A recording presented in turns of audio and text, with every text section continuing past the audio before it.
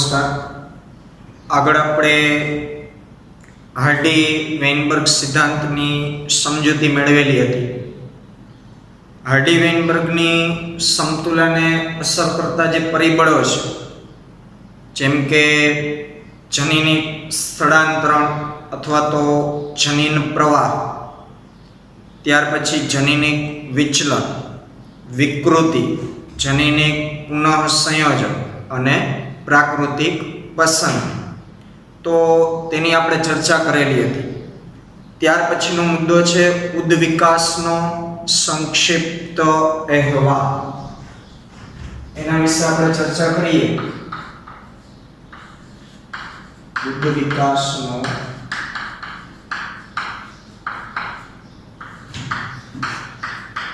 સંક્ષિપ્ત અહેવાલ.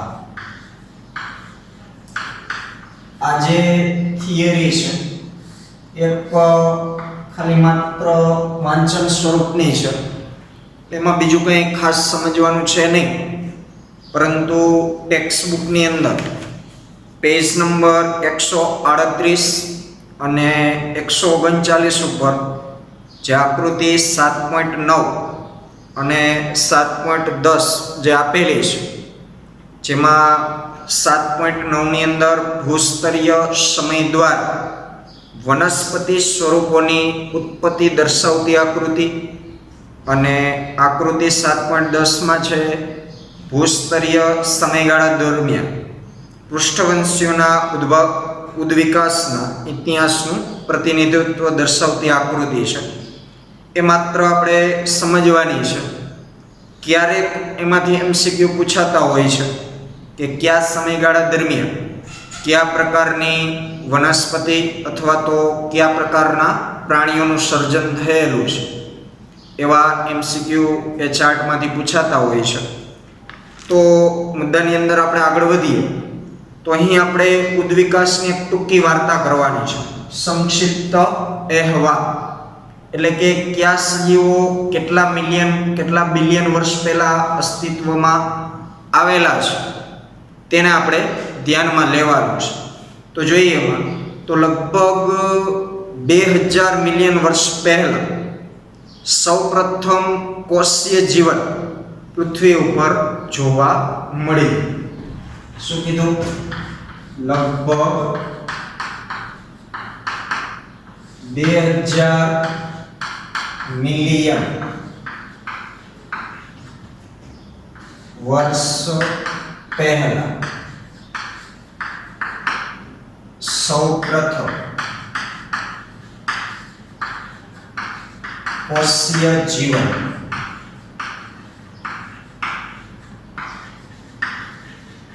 પૃથ્વી પર જોવા મળ્યું. અહીં આ ટોપિકની અંદર ખાસ આંકડાકીય જે માહિતીઓ છે એને આપણે ધ્યાનમાં લેવાની છે. તો આજથી 2000 મિલિયન વર્ષ પહેલા સૌપ્રથમ કોષીય જીવન એટલે કે કોષ સ્વરૂપો વાળું જીવન પૃથ્વી ઉપર જોવા મળેલું છે. આગળ આપણે ઓપેરિન હાલ્ડેન સંકલ્પનામાં જે રાસાયણિક ઉદ્વિકાસ વિશે આપણે સમજી ગયા છીએ કે સૌપ્રથમ પૃથ્વીનો ઉદ્ભવ થયો, ત્યાર પછી મિથેન, એમોનિયા અને પાણીનું સર્જન થયું, પછી સૂક્ષ્મ અણુઓનું, મહાઅણુઓનું, ન્યુક્લિક એસિડનું, ન્યુક્લિયોપ્રોટીન્સનું, ત્યાર પછી જૈવિક ઉદ્વિકાસની શરૂઆત થઈ છે. તો જે મહાઅણુઓ છે એ મહાઅણુઓના જોડાવાથી મહાઅણુઓ ધરાવતા સૌપ્રથમ અકોષી સમૂહ એટલે કે કોષ વગરના સમૂહ. આ કોષ વગરના સમૂહ એટલે કેવા? તો એક કરતા વધારે મહાઅણુઓ છે એ ભેગા મળ્યા હશે અને કોઈ એક અન્ય રાસાયણિક ઘટકનું નિર્માણ થયું હશે. આ જે રાસાયણિક ઘટક બન્યું હશે એ કોઈ કોષ સ્વરૂપ નહોતું, અકોષીય સમૂહ હતો. તો એવા તો ઘણા બધા અકોષીય સમૂહ, અને તેમાંથી ધીમે ધીમે ઉદ્વિકાસની પ્રક્રિયાને કારણે રસ સ્તર ધરાવતો કોષ કેવી રીતે નિર્માણ પામી એ હજુ સુધી આપણે જાણી શક્યા નથી. પણ હા, આ વાત નક્કી છે કે જે આપણે ઓપેરિન આલ્ડેન સંકલ્પનામાં રાસાયણિક ઉદ્વિકાસ ભણી ગયા છે એ મુજબ જ કોષીય સ્વરૂપથી નિર્માણ પામેલું હશે. પરંતુ મહાઅણુઓના જોડાવાથી જે ન્યુક્લિક એસિડો બનેલા છે અને ન્યુક્લિક એસિડ સાથે પ્રોટીનો એવું બધું જોડાય અને ન્યુક્લિયો પ્રોટીન્સ જે બનેલા છે, આમાંથી આગળ કઈ રીતે કોષ બન્યો છે એ હજુ સુધી આપણે જાણી શક્યા નથી. એ માત્ર એક કલ્પના રહેશે કે ન્યુક્લિયો પ્રોટીનમાંથી આગળ કોઇટ સ્વેટ્સનું સર્જન થયું, તેમાંથી આદિકોષનું સર્જન થયું અને અંતે એક કોષનું સર્જન થયું. પણ આ એક માત્ર કલ્પના રહેશે, એની કોઈ સાબિતી હજુ સુધી મળેલી નથી. આગળ વાત કરીએ તો ધીમે ધીમે જ્યારે કોષ બનવાની શરૂઆત થઈ હશે તો પ્રથમ જે કોષો પૃથ્વી ઉપર આવેલા છે એમાંના કેટલાક કોષો O2 મુક્ત કરવાની ક્ષમતા ધરાવતા હતા. અમુક કોષો છે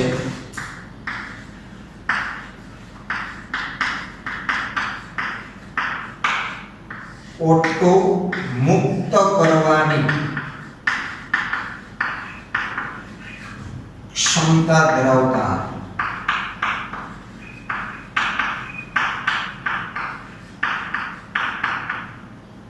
તો જ્યારે પ્રથમ પૃથ્વી ઉપર જે કોષો બન્યા હશે એમાંથી અમુક કોષો કેવા છે કે એ કોષ O2 મુક્ત કરે છે. એટલે થોડુંક તમે તમારા મગજ ઉપર ભાર આપો તો અત્યારે વર્તમાન સમયમાં કયા એવા સજીવો છે કે જે O2 મુક્ત કરે છે? તો આપણા મુખ ઉપર પહેલું જ નામ આવશે વનસ્પતિઓ, લીલી વનસ્પતિઓ કે જે CO2 ગ્રહણ કરે છે અને ઓક્સિજન બહાર કાઢે છે. તો આ જે કોષો છે કે જે O2 મુક્ત કરતા આપણને એ દિશા તરફનો જ ઉદ્વિકાસ સમજાવે છે. વનસ્પતિના ઉદ્વિકાસ શરૂઆત આવા કોષોથી થઈ હશે કે જે કોષો O2 મુક્ત કરવાની ક્ષમતા ધરાવે છે. આ પ્રક્રિયા પ્રકાશ સંશ્લેષણમાં થતી પ્રકાશ પ્રક્રિયાના તબક્કા જેવી જ હતી.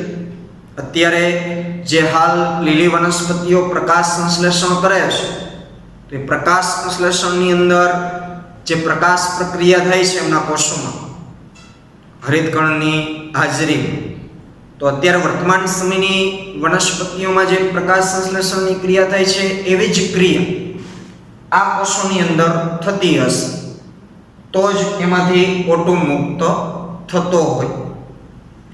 જેમાં પાણીના અણુની વિયોજન પ્રક્રિયા સૂર્યપ્રકાશના ગ્રહણ કરવાથી અને યોગ્ય ક્રમિક પ્રકાશગ્રાહી રંજક દ્રવ્યો દ્વારા તેના વહન થવાની ક્રિયાથી થતી હશે. તે પ્રકાશ સંશ્લેષણની અંદર આપણે ખાસ શું સમજીએ છીએ?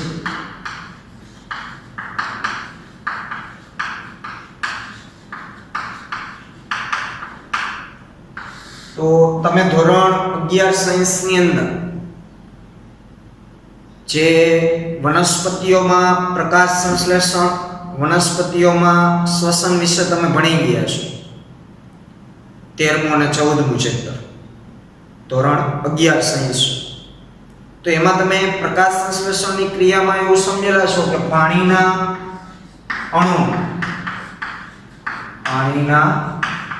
અણુઓનું પ્રકાશની હાજરીમાં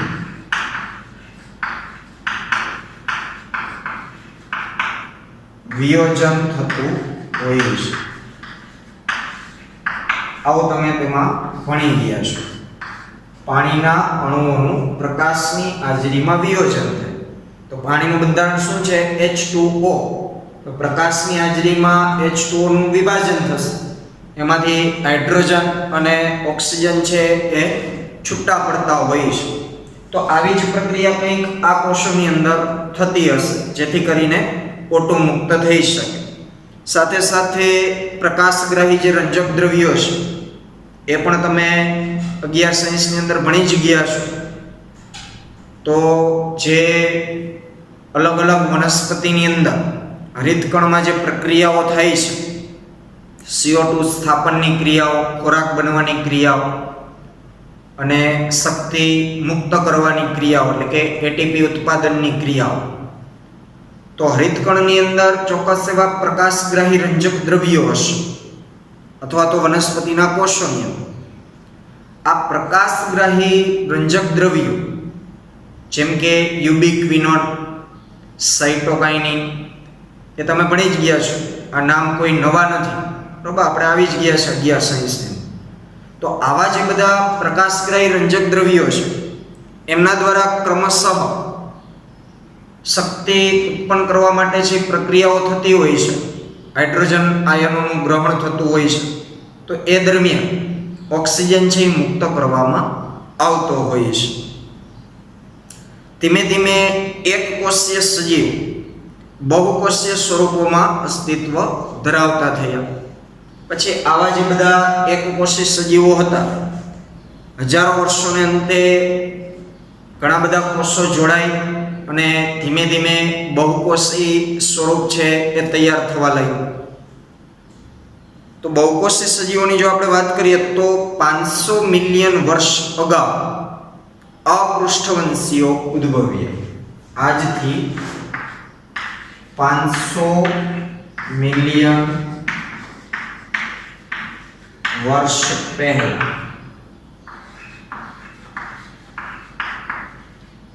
કોનું નિર્માણ થયું? અપૃષ્ઠવંશીઓ.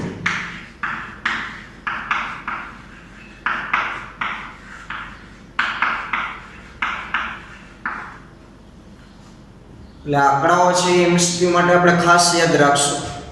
તો આજથી 500 મિલિયન વર્ષ પહેલા સૌપ્રથમ અપૃષ્ઠવંશીઓ એટલે આપણે જે પ્રાણી સૃષ્ટિ ભણી ગયા છે એમાં સછિદ્રથી શૂળત્વચી સુધીના જે સમુદાયો છે એ બધા અપૃષ્ઠવંશી પ્રાણીઓની અંદર આવે.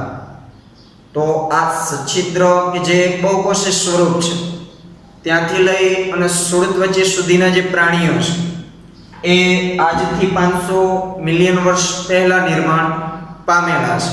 એ પણ ક્રમિક તબક્કા. વારંવાર આપણે ઘણી વખત કીધેલું છે કે આપણે જે સછિદ્રથી શૂળત્વચી સુધીના જે સમુદાયો ભણેલા છે એ બધા ક્રમિક ઉદ્વિકસિત થયેલા છે. એટલે તો દર વખતે કંઈક ને કંઈક નવા આયોજન સજીવોની અંદર જોવા મળતા હોય છે. સછિદ્રમાં છે એના કરતાં બેસ્ટ કોષ્ઠાંત્રીની અંદર હશે. કોષ્ઠાંત્રીમાં જે આયોજન છે એના કરતાં બેસ્ટ સૂત્રકૃમિની અંદર હશે. અને જેમ જેમ આગળ વધતા જશું તો ખાલી આપણે અપૃષ્ઠવંશીઓની વાત કરી તો સૌથી શ્રેષ્ઠ શૂળત્વચીમાં હશે આયોજન. એનાથી આગળ પછી પૃષ્ઠવંશીઓનું નિર્માણ થયેલું હશે. લગભગ 350 મિલિયન વર્ષ અગાઉ જડબા વિહીન માછલી 350 મિલિયન વર્ષ પહેલા કોનું નિર્માણ થયું? જડબા વિહીન માછલી. ચાલો યાદ કરો જોઈએ, જડબા વિહીન માછલી એટલે કયા વર્ગની આપણે વાત કરીએ છીએ? બરોબર, તમારા મગજમાં જે આવ્યું નામ એ સાચું જ હશે, ચુસ્સમુખા, જે આપણે ભણી ગયા છે. તો પૃષ્ઠવંશી સમુદાયનો પહેલો વર્ગ આવે છે ચુસ્સમુખા, કે જેનું મુખ છે ચુસ્સક પ્રકારનું છે અને એ એક માછલી સ્વરૂપ છે, પણ કેવું? જડબા વિહીન માછલી. એટલે તો એનું મુખ ચુસ્સક પ્રકારનું છે, એટલે જ એ વર્ગને આપણે ચુસ્સમુખા કહીએ છીએ. તો આ જે ચુસ્સમુખા પ્રાણીઓ છે એ આજથી 350 મિલિયન વર્ષ એટલે બંને વચ્ચે 150 મિલિયન વર્ષનો ગાળો છે. તો 150 મિલિયન વર્ષની અંદર જે પહેલા અપૃષ્ઠવંશીય નિર્માણ પામ્યા છે, પછી 150 મિલિયન વર્ષ પછી આ જડબાવિહીન માછલીઓનું નિર્માણ થયું હશે. એનાથી આગળ વાત કરીએ તો સમુદ્રની શેવાળ, સામાન્ય જેને આપણે લીલજ કહીએ છીએ, જેને આપણે ઇંગ્લિશમાં સીવીડ્સ પણ કહી શકીએ, સામુદ્રિક શેવાળ. સામુદ્રિક શેવાળ અને કેટલીક વનસ્પતિઓ આજથી 320 મિલિયન વર્ષ પહેલા નિર્માણ પામેલી છે. 320 મિલિયન વર્ષ પહેલા કોનું નિર્માણ થયું છે? સામુદ્રિક શેવાળ અને કેટલીક નિમ્ન કક્ષાની વનસ્પતિ. એટલે આ આંકડાઓ આપણે બધા MCQ માટે યાદ રાખશું. એનાથી આપણે આગળ વાત કરીએ તો વનસ્પતિઓ છે એ જમીન પર આવનાર સૌપ્રથમ સજીવો હતા. એ લાઈન નીચે આપણે અંડરલાઈન કરશું. આપણે બધા જાણીએ છીએ કે કોષીય સ્વરૂપ છે પાણીની અંદર નિર્માણ પામેલું છે. ઓપેરિન આર્લેન્ડ સંકલ્પના વખતે પણ આપણે લગભગ એ ચર્ચા કરેલી હતી કે કોષનું નિર્માણ પાણીની અંદર થયેલું છે. તો મોટાભાગના સજીવોનું સર્જન પાણીની અંદર જ થયેલું છે.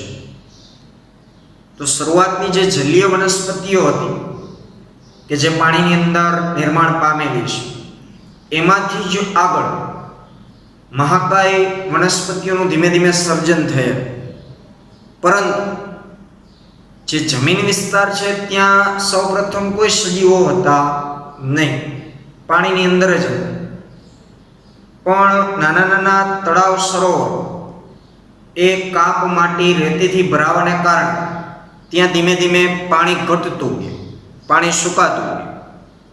એના કારણે પછી એ વિસ્તાર આખો જમીનમાં ફેરવાનો. તો જે જલીય વનસ્પતિઓ હતી એનો ઉદ્વિકાસ એ રીતે થયો કે હવે જમીન ઉપર પણ રહી શકે. એના મૂળતંત્રો એ રીતે વિકસિત થયા કે જમીનની અંદર ઊંડે સુધી ઉતરી શકે, જમીનમાંથી પોષણ મેળવી શકે.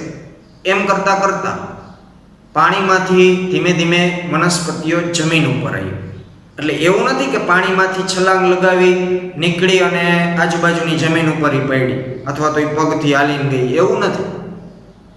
પણ જે જગ્યાએ પાણી હતું એ જ જગ્યાએ તળાવ સરોવર આ બધું સુકાવાને કારણે એ વિસ્તાર જમીનમાં ફેરવો અને ત્યાંની વનસ્પતિઓમાં એ મુજબનો ઉદ્વિકાસ થયો કે જમીન ઉપર પણ સ્થિર રહી શકતી અને સારી રીતે વિકાસ પામી શકતી હતી. એટલે આ રીતે વનસ્પતિઓ સૌ પ્રથમ જમીન ઉપર આવનાર સજીવો છે. જ્યારે પ્રાણીઓ જમીન ઉપર રહેવા આવ્યા તો એના ઘણા બધા વર્ષો પહેલા વનસ્પતિઓએ જમીન ઉપર કબજો મેળવી લીધો હતો. એટલે સ્વાભાવિક ઘણા બધા વૈજ્ઞાનિકો એવું માને છે કે પ્રાણીઓ પહેલા વનસ્પતિઓનું અવતરણ પૃથ્વી ઉપર થયેલું છે. અને એ કદાચ મે બી સાચું પણ હશે જ, કારણ કે જે કાંઈ આખી પૃથ્વી ઉપરની આહાર શૃંખલા છે એ વનસ્પતિઓથી જળવાયેલી છે. વનસ્પતિ જ એક એવા સજીવો છે કે જે પોતાનો ખોરાક જાતે બનાવે છે. એટલે આપણે એવો દાવો નથી કરવાનો કે રોટલી ને શાક ને તો આપણે બનાવી કરે, પણ એ વસ્તુ જેમાંથી બને છે એ શું છે? વનસ્પતિઓ છે. આપણે તો ખાલી એનું એક ભૌતિક સ્વરૂપ બદલાવીએ છીએ. ઘઉંનો આપણે લોટ કરી નાખીએ છીએ ને એમાંથી આપણે રોટલી બનાવીએ છીએ. એ ખાલી એક ભૌતિક આકાર આપણે બદલ્યો છે. આપણે ઘઉંનું સર્જન નથી કર્યું. સમજાય ને શું કહું છું? એટલે વનસ્પતિ સૌ પ્રથમ આવેલી હશે, એ પોતે પ્રકાશ સંશ્લેષણ દ્વારા જાતે ખોરાક બનાવી શકવાની એની ક્ષમતાને કારણે એના ઉપર નભનારા જે સજીવો હશે એમના પછી આવેલા હશે. તો મોટાભાગના પ્રાણીઓની જે આખી ચેન આપણે આહાર શૃંખલા ભણશું તો એની અંદર સૌપ્રથમ ઉત્પાદક સજીવો તરીકે વનસ્પતિઓનું જ સ્થાન હશે. ભારે અને મજબૂત મીનપક્ષવાળી માછલીઓ જમીન પરથી પાણીમાં પાછી ફરી શકતી હતી. પછી ધીમે ધીમે પ્રાણીઓનું અવતરણ થયું વનસ્પતિ પછી. પરંતુ પ્રથમ પ્રાણીઓ તો બધા પાણીમાં જ હતા, પણ અમુક માછલીઓમાં એવા અનુકૂલનો વિકસિત થયા કે એ પાણીમાંથી જમીન ઉપર આવી શકતી, થોડો ટાઈમ એ જમીન ઉપર રહે અને ફરી પાછી એ પાણીમાં જતી રહેતી. આવું ઘણા બધા વર્ષો સુધી ચાલવાને કારણે ધીમે ધીમે એવા સજીવો આવ્યા કે જે જમીન ઉપર રહી શકે અને પાણીમાં રહી શકે. એટલે અગાઉ જે આપણે મજબૂત મીનપક્ષવાળી જે માછલીઓની વાત કરી, એ મજબૂત મીનપક્ષ એટલા માટે શબ્દ વાપર્યો છે કે ઉડીને તો નહોતી આવતું કે નહોતા એને પગ, તો પાણીમાંથી જ્યારે જમીન ઉપર આવતી અને હવે જમીનમાંથી એને ફરી પાછું પાણી તરફ જવું છે, તો એ મીનપક્ષની મદદથી ચાલીને જતી, થોડો થોડો ટેકો લઈને. હાવ કાગળ જેવા મીનપક્ષ હોય તો એ એટલી બધી મજબૂતાઈથી આગળ એના શરીરને ધકેલી ના શકે. જો મજબૂત મીનપક્ષ હશે તો એના ટેકાની મદદથી એમના શરીરને ધક્કો મારી શકશે. એમ કરતાં કરતાં એ પાણીમાં જઈ શકશે. તો આવી જે માછલીઓ હતી એમાંથી જ ઉદ્વિકસિત થયા એવા સજીવો કે જે પછી લાંબા સમય સુધી જમીન અને પાણી બંનેમાં રહી શકતા. અને આ ઘટના જે 350 મિલિયન વર્ષ અગાઉ જોવા મળેલી હતી. એનું એક ઉદાહરણ પણ આપેલું છે. 1938માં દક્ષિણ આફ્રિકામાં પકડાયેલી મત્સ્ય શિલાકાંત એનું નામ છે, જે 1938માં દક્ષિણ આફ્રિકામાં પકડાયેલી છે, જે અત્યારે હાલ લુપ્ત થયેલી હોવાનું માનવામાં આવે છે. આ પ્રાણીઓને લોગફિન્સ તરીકે પણ ઓળખવામાં આવ્યા છે, જેમાંથી પ્રથમ ઉભયજીવીઓ ઉતરી આવી. એ નામ નીચે અંડરલાઈન કરજો, લોગફિન્સ. આ લોગફિન્સ એટલે એવી માછલીઓ મજબૂત મીનપક્ષવાળી કે જે જમીન ઉપર રહી શકતી અને પાણીમાં પણ રહી શકતી. તેમાંથી જ ધીમે ધીમે ઉદ્વિકાસ થવાથી ઉભયજીવીઓ અસ્તિત્વમાં આવેલા છે. એટલે અંડરલાઈન કરી નાખજો એની નીચે એમસીક્યુ માટે, કે જે જમીન અને પાણી એમ બંને જગ્યાએ જીવંત રહી શકતા. આમાંના કોઈ જ નમૂના આપણી પાસે અત્યારે બચ્યા નથી, બધા લુપ્ત થઈ ગયા છે. તેમ છતાં તે હાલના દેડકા અને સાલામાન્ડરના પૂર્વજો હતા. એટલે આ જે બધા ઉભયજીવીઓ નિર્માણ પામ્યા અને એના પૂર્વજો લોગફિન્સ, શિલાકાંત જે માછલીઓ હતી, એ અત્યારે આપણી પાસે કોઈ એના જીવંત પુરાવાઓ નથી, પરંતુ અશ્મીય સ્વરૂપે એમના પુરાવાઓ મળેલા છે. એના ઉપરથી જ આવું બધું વિચારી શકાયું. તો અત્યારે વર્તમાન સમયના જે દેડકા સાલામાન્ડર જે જોવા મળે છે, સાલામાન્ડર એક પ્રકારની ગરોળી ટાઈપની જ રચના છે, પણ ગરોળીથી થોડો રંગબેરંગી હોય છે, કેસરી કલરની હોય, ગ્રીન કલરની હોય. દૂરથી તમે પહેલી વખત જોશો એટલે ગરોળીની માં શેરબેન જ આપણને લાગે. તો આવા બધા જે વર્તમાન સજીવો છે એમના આ બધા પૂર્વજો છે એવું માની શકાય. ઉભયજીવીઓમાંથી ધીમે ધીમે ઉદ્વિકાસને કારણે સરીસૃપો અસ્તિત્વમાં આવ્યા. મગરની જે બધા પ્રાણીઓ છે તે બધા સરીસૃપો ગણાશે.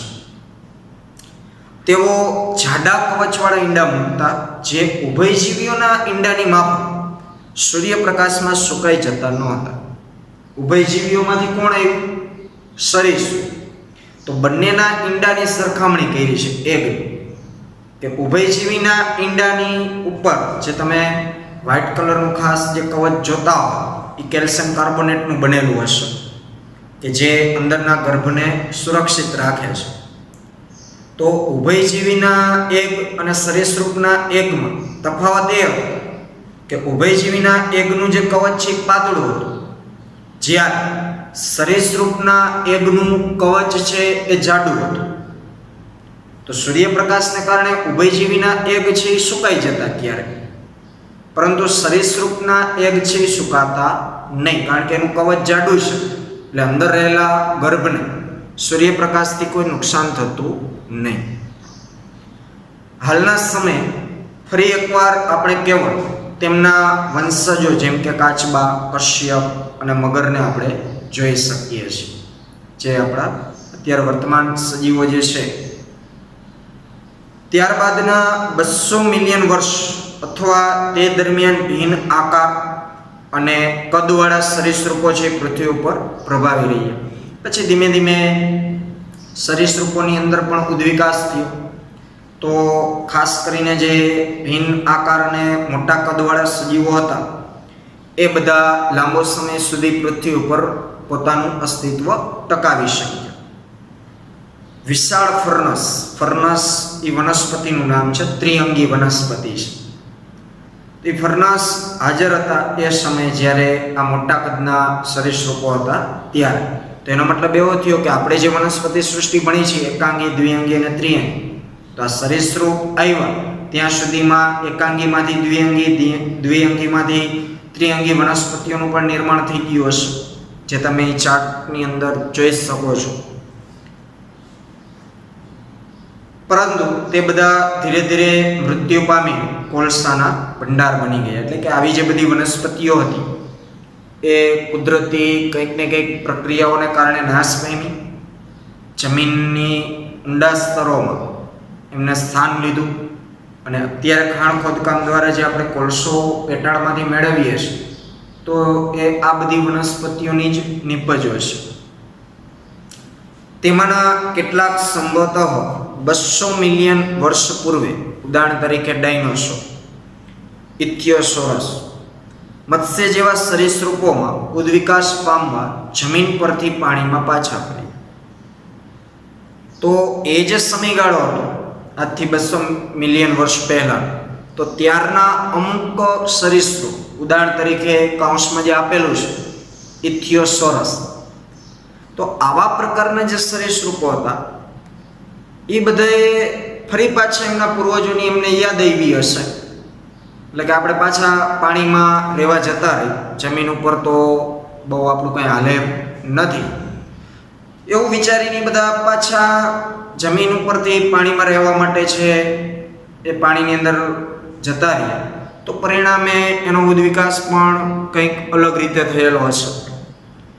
જમીન પર રહેવાવાળા જે સરીસૃપો એ નિશ્ચિત રીતે ડાયનોસોર્સ હતા. જમીન ઉપર એ સમયગાળા દરમિયાન આપણે ડાયનોસોરના પિક્ચર, કાલ્પનિક વાર્તાઓ ને આવું તો બધું સાંભળ્યું જોયું છે, પણ લાઈવ મેં કે તમે ડાયનોસોરને જોયા નથી. કારણ કે આજથી ઘણા બધા વર્ષો પહેલાં એ અસ્તિત્વ ધરાવતા એ સાચું છે, કારણ કે એમના અશ્મિઓ હયાત છે. અત્યારે અશ્મિઓ મળેલા છે, એના ઉપરથી એમના શરીરના આકારોને બધું કાલ્પનિક રીતે વિચારવામાં આવતું હોય છે. તો એ સમયે જમીન ઉપર જે સરીસૃપ રહેતા એ ડાયનોસોર શ્રેણીના હતા. ડાયનોસોર્સ શબ્દ આપણા કાને સંભળાય એટલે આપણે આમ ડાયરેક્ટ મોટું સ્વરૂપ જ વિચારી લેતા હોય છે, પણ હકીકતમાં એવું નથી. તમને કદાચ હું જે હવે કહીશ એ એક મજાક લાગે કે નવીન વાત લાગશે, પણ એ વાસ્તવિક છે. જે આજે વર્તમાન સમયની જે ગરોળીઓ છે જેનાથી આપણે બહુ બીતા હોય છે, કારણ એ છે કે એ ડાયનોસોરના વંશજો છે. આપણી જે આ સામાન્ય ભીત ગરોળી જે આપણે જોઈએ છીએ ઘરની અંદર, ક્લાસરૂમની અંદર, તો એ ગરોળીથી બીક શું કામ લાગે છે આપણને? કારણ કે એ ડાયનોસોરના વંશજ છે અને આ વાસ્તવિક છે. એટલે તો આપણે એનાથી બીએ છીએ. એટલે બીક નથી લાગતી, પણ એ વિચિત્ર છે એટલે થોડીક બીક લાગતી હોય, પણ હકીકતમાં એ ડાયનોસોરના વંશજો છે. તો જે પૃથ્વી ઉપર એ સમયે જે ડાયનોસોર્સ જીવતા એમાંથી સૌથી મોટો જે ડાયનોસોર છે એનું નામ આપ્યું છે ટાયરેનોસોરસ રેક્સ, જે આશરે 20 ફૂટની ઊંચાઈ અને વિશાળ ભયાનક કટાર જેવા દાંત ધરાવતા હતા. કારણ કે એમના અશ્મિઓ હયાત છે, એના ઉપરથી એવું તારણ આપણે આપી શકીએ કે એ સમયનું સૌથી મોટું ડાયનોસોર આ હતું. આશરે 65 મિલિયન વર્ષ પૂર્વે ડાયનોસોર એકાએક પૃથ્વી ઉપરથી અદૃશ્ય થઈ ગયા. હવે આ એકાએક મૃત્યુ પામવા પાછળના ઘણા બધા વૈજ્ઞાનિકો અલગ અલગ કારણો આપે છે, પણ સચોટ માહિતી કોઈ પાસે નથી કે ડાયનોસોર કઈ રીતે મૃત્યુ પામ્યા. પણ જે બધા તારણો છે તો ઘણા બધા એવું કહે છે કે આબોહવાકીય ફેરફારોએ તેઓને માર્યા હશે, તેવું કેટલાક કહે છે. એટલે કે વાતાવરણીય કંઈક મોટા એવા ફેરફારો આવ્યા હશે, એના કારણે એ પોતાનું અસ્તિત્વ ટકાવી નહીં શક્યા હોય, અનુકૂલિત નહીં થઈ શક્યા હોય વાતાવરણ સાથે, એટલે એમનો નાશ થયો હશે. કેટલાક એવું પણ કહે છે કે તેમાંના મોટા ભાગના પક્ષીઓમાં ઉદ્વિકસિત થયા. તો ક્યાંક ને ક્યાંક એ પણ સાચું છે, કારણ કે આપણે પૃષ્ઠવંશીના જે વર્ગો ભણીએ છીએ તો ઉભયજીવી પછી સરીસૃપ, સરીસૃપ પછી પક્ષી. તો જે આપણે ઉડતા ડાયનોસોર જે શબ્દ વાપરેલો હોય, અથવા તો ટીવી સિરિયલ પિક્ચરોમાં આપણે જોયું હોય કે ડાયનોસોર ઉડતા હોય, તો આવા જે ડાયનોસોર હતા એમાંથી પક્ષીઓનો ઉદ્વિકાસ થયો છે, એવું પણ ઘણા બધા માને છે. શક્યતા આ બંને વચ્ચેની છે, એટલે કે આબોહવાકીય ફેરફારો, જે કંઈ ઉલ્કાઓ પ્રપાત થઈ હશે મોટી મોટી, તો પોતાના મોટા કદને એ છુપાવી નહીં શક્યા હોય, સુનામી, દરિયાની સુનામીઓને કારણે, આવું બધું જંગલોમાં આગ લાગવાને કારણે એ બધા નાશ પામ્યા હશે. તો ઘણા એવું કીધું કે પક્ષીઓમાં ઉદ્વિકસિત થયા હશે. તો સત્યતા આ બે વાતની વચ્ચે છે, એટલે કે અમુક પ્રકારના ડાયનોસોર સાવ લુપ્ત નાશ થઈ ગયા, તો અમુક જે નાના કદના અને ઉડી શકતા જે ડાયનોસોરો હતા એ બધા કદાચ પક્ષીઓમાં ઉદ્વિકસિત થઈ ગયા હશે. તે સમયના નાના કદના સરીસૃપો હાલ પણ અસ્તિત્વમાં છે.